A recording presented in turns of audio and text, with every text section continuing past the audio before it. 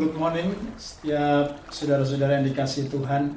Pagi yang baik ini saya ingin mengajak kita membaca dalam Keluaran pasal ke-33 ayat yang ke-9. Apabila Musa masuk ke dalam kemah itu, turunlah tiang awan dan berhenti di pintu kemah, dan berbicaralah Tuhan dengan Musa di sana.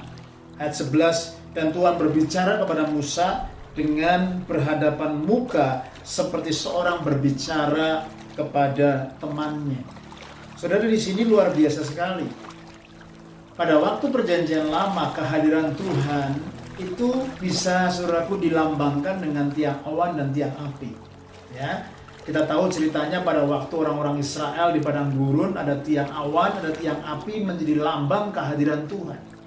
Lalu saudaraku, ketika saudaraku Musa masuk ke dalam sebuah kemah, disitulah saudaraku ada tiang awan turun dan menguasai kemah itu, dan ternyata Tuhan berbicara kepada Musa seperti kepada temannya face to face. Nah, pertanyaannya menarik sekali saudara. Ketika saudaraku ayat ke-9 dikatakan, apabila Musa masuk ke dalam kemah itu, turunlah tiang awan dan berhenti di pintu kemah, dan berbicaralah Tuhan dengan Musa di sana. Ini ada sebuah prinsip yang bagus banget di sini. Siapa yang menunggu siapa? Nah, menarik sekali saudara untuk kita diskusikan. Siapa yang menunggu siapa? Apakah Musa yang menunggu Tuhan atau Tuhan yang menunggu Musa? Ternyata saudaraku, ketika kita renungkan dari ayat ini, kalau Musa masuk ke dalam kemah, maka Tuhan hadir dan Tuhan menyatakan dirinya. Tuhan berbicara kepada Musa seperti seorang teman, seperti seorang sahabat, face to face. Ternyata Tuhan yang menunggu Musa. Ternyata Tuhan, saudaraku, siap menyatakan dirinya, siap berbicara kepada Musa.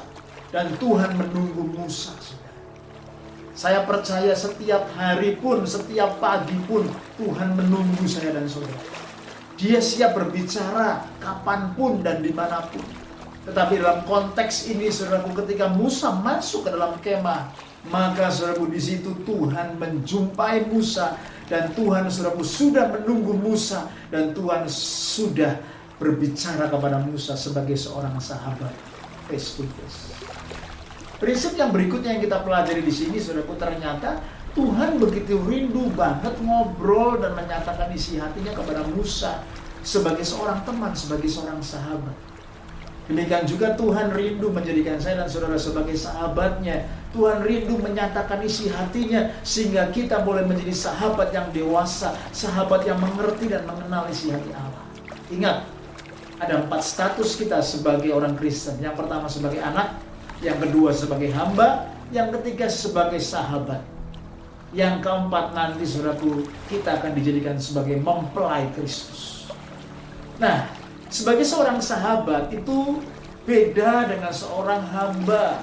Kalau hamba nggak ngerti isi hati tuannya, tapi seorang sahabat, dia mengerti, mengenal hati sahabatnya. Itu sebabnya saudaraku, Musa berhadapan dengan Allah, ngobrol sebagai seorang teman, face to face.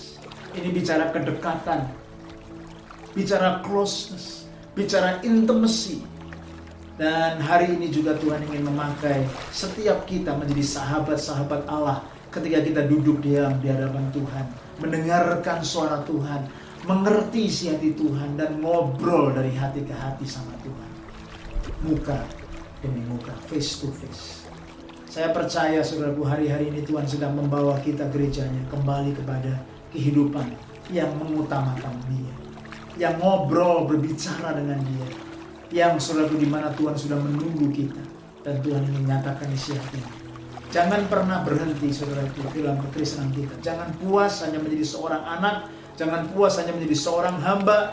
Teruslah bertumbuh menjadi seorang sahabat sehingga nantinya kita akan menjadi mempelai Kristus. Stay strong and stay close.